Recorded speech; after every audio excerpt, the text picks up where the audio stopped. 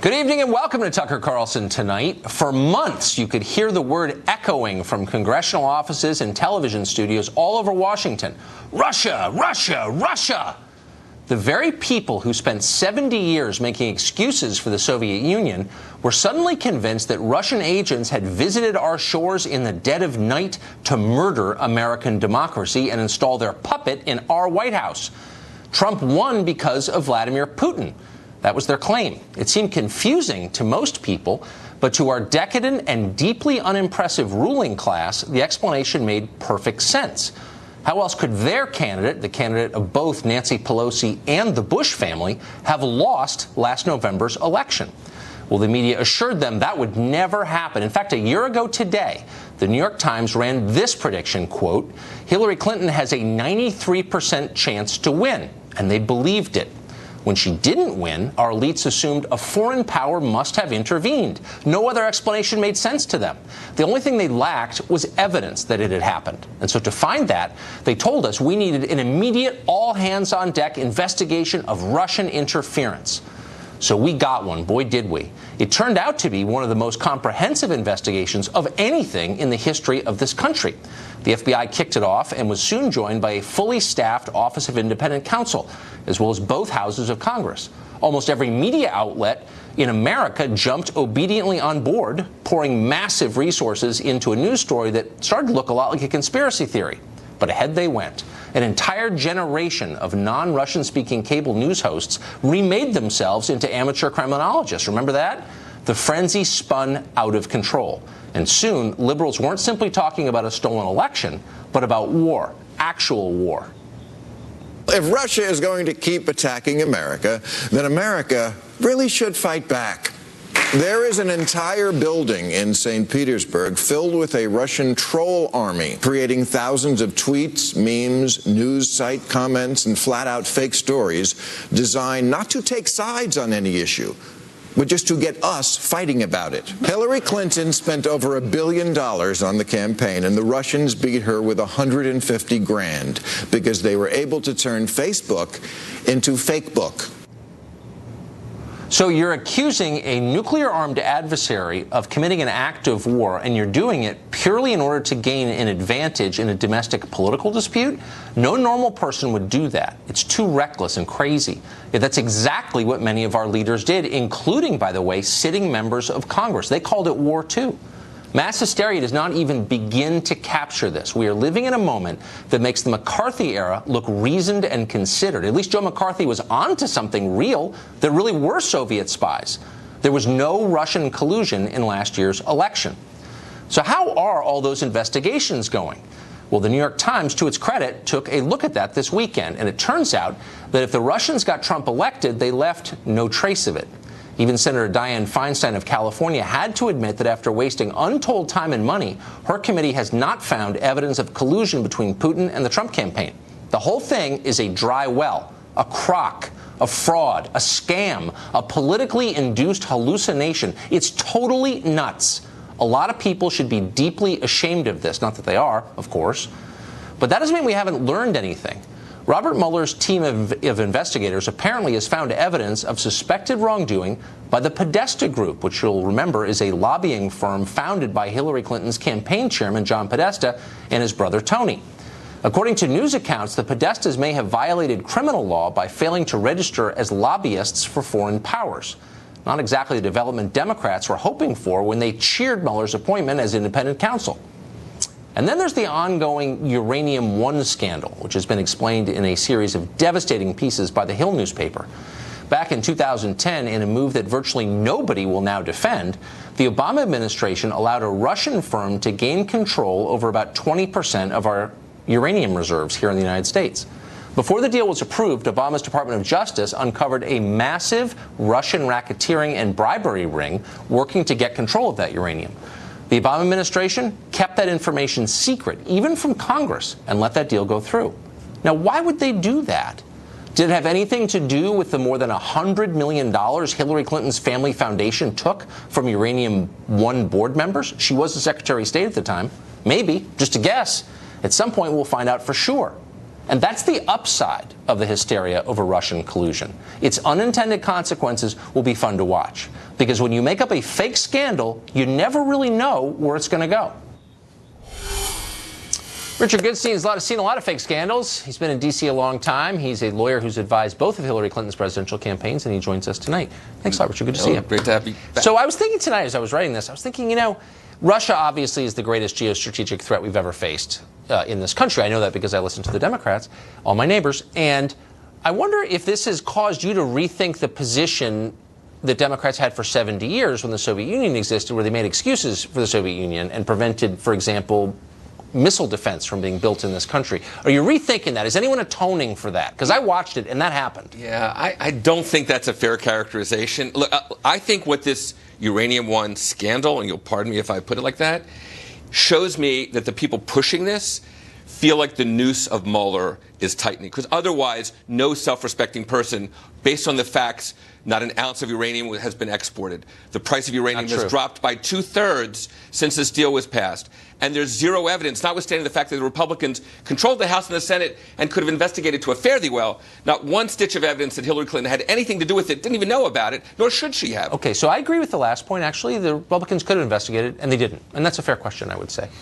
But it's hard to believe that you're going to defend that decision, signing off on the Uranium One deal, as a policy matter. Knowing what you know about Russia, was it really a good idea for the Obama administration and the Secretary of State, Hillary Clinton, to approve a deal giving the Russians control of 20% of our uranium supply? Why was that in our interest? So again, none of this will ever leave. The Nuclear Regulatory Commission keeps this from being exported. That is false. That is false. That is absolutely false. You were wrong on that. What's the evidence of that? The Nuclear Regulatory Commission has conceded that material has left Wyoming, which is where the deposits are mostly in the United States, and left this country. They have no export license. It's printed in the New York Times. Okay. That material has left. So my question is, you know, first of all, who's surprised by that? It's the federal government. They can't keep track of anything.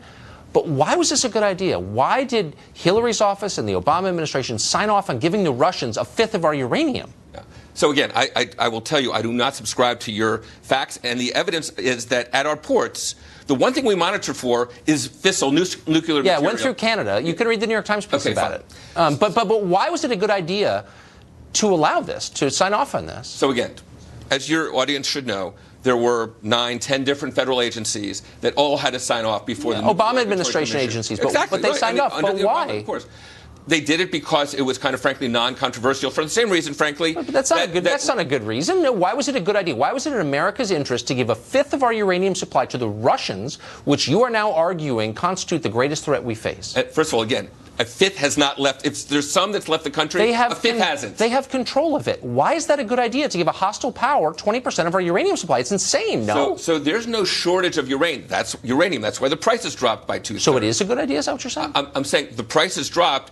Why? Because natural gas is so cheap that building nuclear power plants, frankly, doesn't make sense. But that's not the concern. The concern is not that this uranium will go to build nuclear power plants. The concern, of course, will be used for offensive weapons. And that's the concern in the fact that it has been, that a fair amount of it, according to the New York Times, has been exported off this continent, not just to Canada, but off this continent. But here's the point. You're not going to answer the question. I can't find a single person who will defend this as a decision made by Hillary Clinton and Barack Obama and others in that administration. Why would you do this? Well, and I'm saying it wasn't a decision made by them. Yes, it was. It was made by people in agencies that they ran. But the fact is, there's zero evidence. This was raised a year ago. Again. Oh, so they didn't know? No.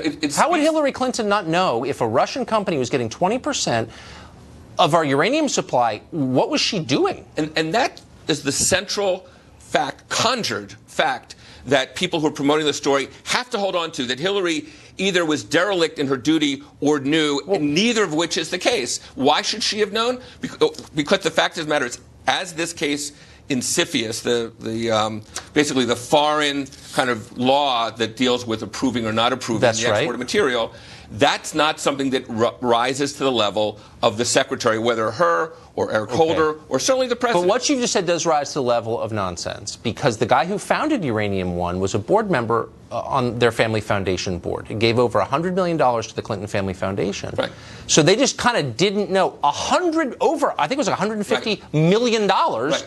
Frank Wiestra, and you just didn't notice that the company he founded is about to go through the regulatory approval process with the agency you run? So I mean, that's insane. The Clinton Foundation spent its money largely to tackle malaria, AIDS, childhood obesity, poverty, and women's empowerment. How's that going? Have people gotten a lot thinner? I'm just wondering, just as an ancillary question. The fact question. of the matter is, millions of people have actually benefited from this. Go to Africa, okay? Right. You can laugh here in Northwest Washington. It's a svelte continent. Go to Africa. Right. But the fact of the matter is, so that is a scam. If Russians are actually underwriting that, we pulled one over on them. Can I ask you a question? My final question, because sadly we're out of time, but you're going to say with a straight face that the guy who founded this country gave over $100 million to Hillary's family foundation.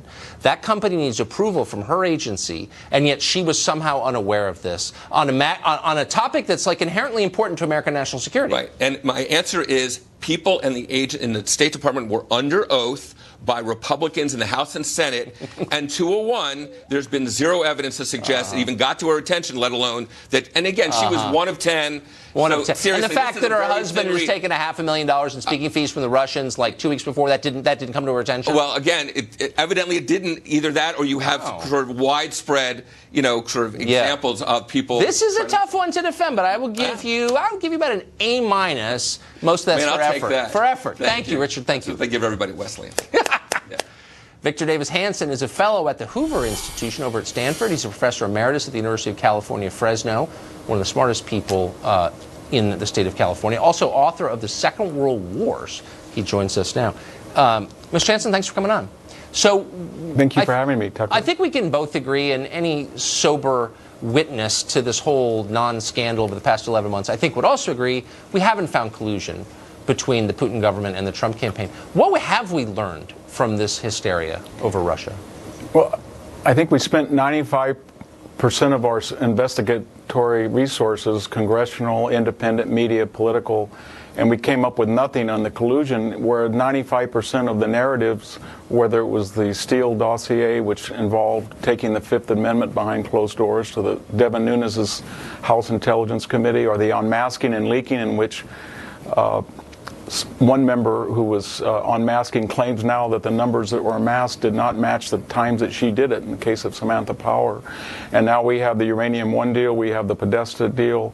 So what we're seeing is the investigators are being investigated, and because there was never a collusion. And the reason with the Trump administration, and it begs the question, Tucker, was this anger, hysteria, as you I think rightly surmised, anger over the lost election that was blown, or B, was it an effort to overturn the election by impeaching or denigrating Trump to such a degree it was ineffective, or C, was it a preemptive, active effort to disguise a lot of exposure in these scandals that we've talked about? Your prior guest was sort of, with all due respect, absurd. His logic is sort of, drunk driving is not a threat until you actually kill somebody in a car. Drunk drivers pose no threat because they haven't killed anybody lately today. And we don't really have 20% of our own uranium. We only have about 5%. And of that 5%, that's used to generate about 20% of our electricity. So we're dependent on a company that's now controlled by Russian interests. And we should ask your guest, does he really think that today that if Bill Clinton went to Moscow, he would get $500,000 today? Or does he think that the Clinton Foundation would receive a donation of $145 million today from Russian interests? To believe that's absurd. The only reason they got that type of money because they had something to offer, and that was to greenlight, as you said, the authority of Russian interests to gain control of uranium, and they thought that at least it was in their strategic interest. Well, all part of a reset effort by the Obama administration. I think that's a great question, and more than a rhetorical one, because as it happens, Richard Goodstein has not made it out of our studio yet. So I want to put him back on the screen and pose the question you just posed to you, Richard. Do you think if Bill Clinton went to Moscow today, he'd be getting $500,000 for a speech? He's getting money like that all over the place, and it's certainly well past the point that Hillary was no longer a candidate. But do you really think, when you've got a deal of this magnitude and importance going through, and the former president, whose wife is one of the people signing off on the deal, gets $500,000 for a speech, I think we both agree that's insane, that the people who pay him expect nothing in return? I mean, come on. I mean, was it insane when Ronald Reagan got $2 million from a Japanese company? No, if he gave them 20% of our uranium supply. Well, I mean, I would say yes. So what you're saying is, and I hate that Fox is doing this, doesn't subscribe to the free market, right? That's what Bill No, I Clinton. don't always That's what the subscribe to the market free can market, bear. actually. I think there is such a thing as greed. I think not every manifestation of capitalism is morally right. I think some of them are disgusting, Well, honestly. I don't know what to say. I mean, do you know what I mean? Like, course. prostitution is wrong. That's the market. But I'm just saying, against it. so Okay. is Reagan prostituting himself? My only point is, just saying, if you're look- pointing to big dollar numbers of speeches given by presidents, I'm sorry, there's kind of a takes two to So, tango. Victor Davis Hanson, do you think it's fair to put Ronald Reagan in the same category as Bill Clinton? No, because Reagan wasn't selling anything. He was out of office. This whole donation to the Clinton Foundation was predicated on the assumption that Hillary Clinton was Secretary of State and would likely be President of the United States. And you can ask your guest if he thinks this year or next year or the year after the Clinton Foundation is going to get $145 million from Russian interests. And he knows the answer is no, because they had something to sell. And that's what they sold. And they don't have anything to sell, so by their own calculation, they have no market value anymore. And the market is adjusted. There is a market, but it's not. There is a free market, but what he fails to point out, it's not a crony capitalism market that Clinton indulges. Now they're in the free market, and they have no profit. There's no motive to deal with them, so they're not going to make any money. Good point. Professor Hanson, we're out of time. Thank you for the market lesson. Richard, I know you agree. Absolutely. Up next, the firm behind the infamous Trump dossier is fighting hard to keep its records secret. Why would they be doing that? What could those records reveal? In a minute, we'll talk to a lawyer at the center of that case. Stay tuned.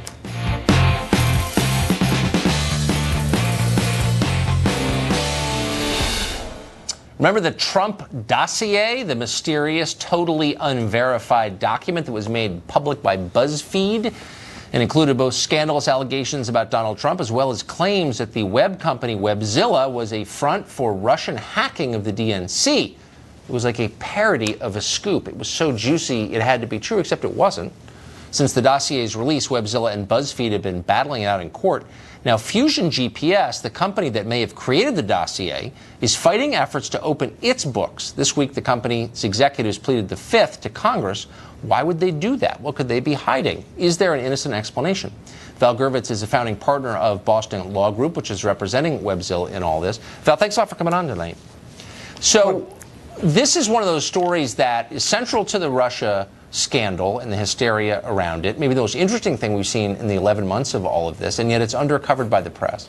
Bring us up to date really quickly on where we stand now. You're representing the kind of company that was libeled by the people who wrote this. How does Fusion GPS play into it?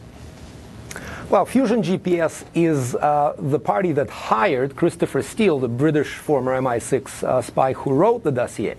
And so certainly it would be interesting to know who was Fusion GPS representing Yes. in this transaction. In other words, who hired Fusion? Who's Fusion's client? What was the underlying purpose of the work that Fusion has done? And so we sent a subpoena of our own to Fusion, which they're also trying to fight in court in Washington. And I understand that their folks took the Fifth, which tells me that, you can't take the Fifth unless you have a reasonable cause to believe that the evidence you would give would put you in harm's way, so that you would actually be admitting to some kind of a crime. Right, and that's right. that begs the question, what is it that they think that they did wrong? It may be that they're truly protecting, concerned? they may be protecting the person who paid them. Now, I don't know the answer to who paid for this dossier, but I can tell you, which you may know already, in Washington, it is universally believed to be a major Republican donor who was unhappy with Trump. Do you have any evidence for who paid for this? We do not as of yet. We're looking for it. But again, yes, they're clearly trying to protect the identity of their client. How is revealing that identity a crime, however? In other words, right. Pleading the Fifth doesn't just... You can't simply plead the Fifth because you don't want to reveal some information. You've got to think that... I kind of view this as, well, a neighborhood bully was hired to throw a rock through your window, and you now want to know who hired him, and the bully doesn't want to tell you. So, but I think we can where I see assume Fusion. that whoever hired Fusion GPS to do this, to hire Steele and to write this dossier, did so in order to derail the Trump campaign. I mean, would there be another reason you would do this? I don't see another reason, and certainly for my client's lawsuit, this would be actionable, important evidence, because it's up to us to prove, since we're the plaintiffs, that the allegations against Alex Gubarev, Webzilla, and XBT are completely false. And one way to prove it is to show that the entire motivation for that document was something nefarious. So I don't understand. I mean, this is probably a much longer conversation. We've only got a minute. But if you're investigating the Russian collusion story and you're a congressional committee, or you're Robert Mueller, wouldn't you want to know who paid for the dossier? Wouldn't that be one of your first questions? Well, of course. From that point of view, maybe the Russians paid Fusion. And if so, Fusion should admit to it. And I suppose then Fusion might have a problem with everything, including treason. That's a good point. We will find out who paid for that dossier, and it's going to be fascinating. I'm certainly working hard to find out. Thank you, Val. Great to see you tonight. Yeah. Nancy Pelosi has led the Democratic Party to defeat after defeat after defeat. It's basically her full-time job. She should probably be replaced if you're keeping score, but now she says that getting rid of her would be, and you guessed it, of course, sexism. We'll talk to someone who agrees with that next. We've reported on California Congresswoman Maxine Waters many times on the show, mostly because it's just unbelievable. She sits in Congress still. She's corrupt. She doesn't live in her own district. She once cheered on a race riot. Because of this, she's become a hero on the left. She's called Auntie Maxine for a willingness to say pretty much anything once the camera goes on. Though for the record, she's too afraid to do this show. We've asked her a number of times. But now, Waters has apparently graduated from impeachment fantasies to what seem like assassination fantasies. Here she is at an event held at the Ali Forney Center in New York, October 13th of this year. Watch. With this kind of inspiration, I will go and take Trump out tonight.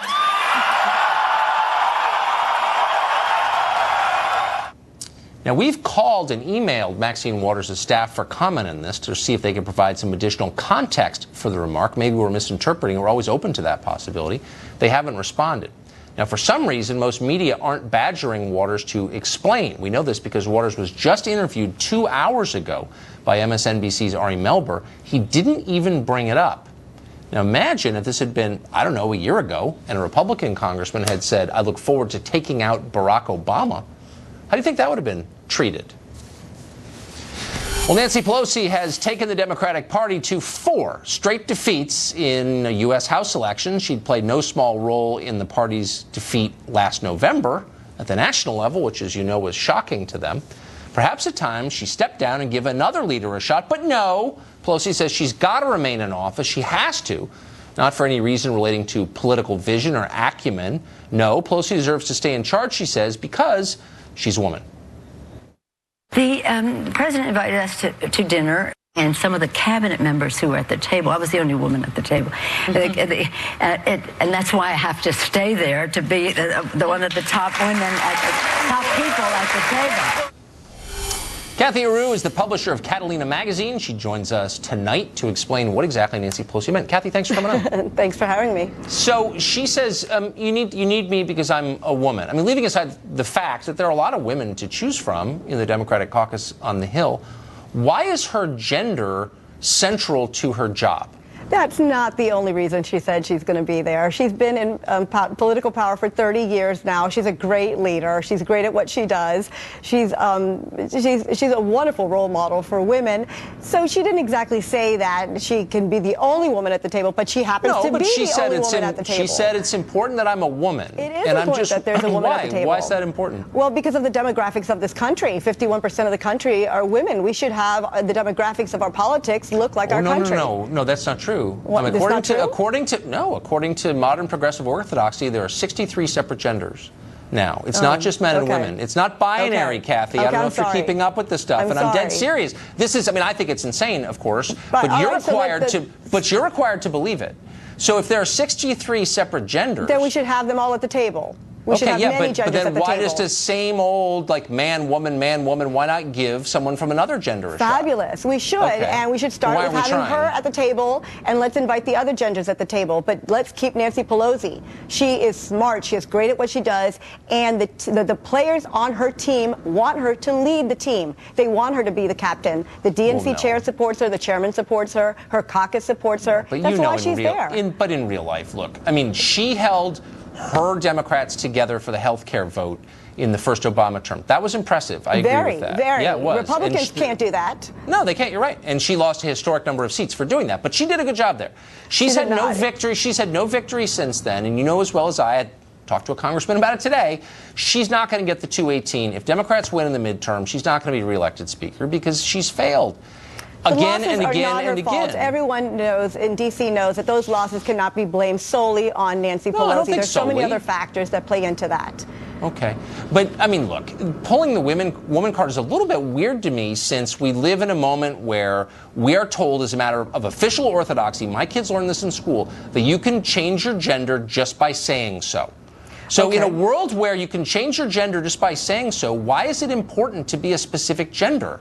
It's meaningless if you can change it just by saying so, isn't it? So, I mean, so then we should have a woman and all those other genders at the table. But why is it meaningful Let's to be a woman start if with a woman can change into a man by snapping his or her fingers, Well, which unfortunately, is what we're supposed to believe? If she leaves, then we have all the men back at the table, and we're back 50 years. We need her there. She's a step forward in the right direction. Okay, but Losing then let her me is a just, I'm going to step try to back. put a finer point on it for one last attempt to get into the meat of this, which is, what about being a woman or a man or a member of the other 61 genders makes you a different and better leader than if you weren't? What inherently about being a woman? You have a different perspective. You have a different viewpoint. You see things differently. We need as many people to come to the table so we see things differently. That's what our country's made of. We all just can't be the same white guy sitting around a table just because we're afraid to invite anyone else to the table. Because men happen to be afraid of women in power. I mean, that's just a fact. Democrats are? Really? No, I don't. I mean, I live with 4 of them. I'm not afraid at all. No. But I'm wondering though, I mean, you're talking about Democrats. She's not elected by Republicans. It's her Democrats. But the GOP loves to take shots at her. They love to take shots at her. The public doesn't like her, as you know. I mean, last question. She lives in one of the richest zip codes in the world. Yeah. In Pacific Heights in San Francisco. Right. Just like Trump lived in one of the richest places in the world. That's fine. I mean, I'm not here to defend Trump's zip code, but I'm just asking, do you really think that Nancy Pelosi represents all women? Well, absolutely. She's not bought and paid for by anyone. That means that she's there for her own passion. Your faith is childlike and therefore impressive. Kathy, thank you for joining us. Well, the media don't just hate Trump. For the most part, they don't like or understand the people who voted for Trump, and that's the real story. Up next, we'll talk to the former head of NPR who thought a lot about this and decided to spend a year outside of his world in red state America and came away with a very different view than he had going in. It's a really interesting story. We'll be right back.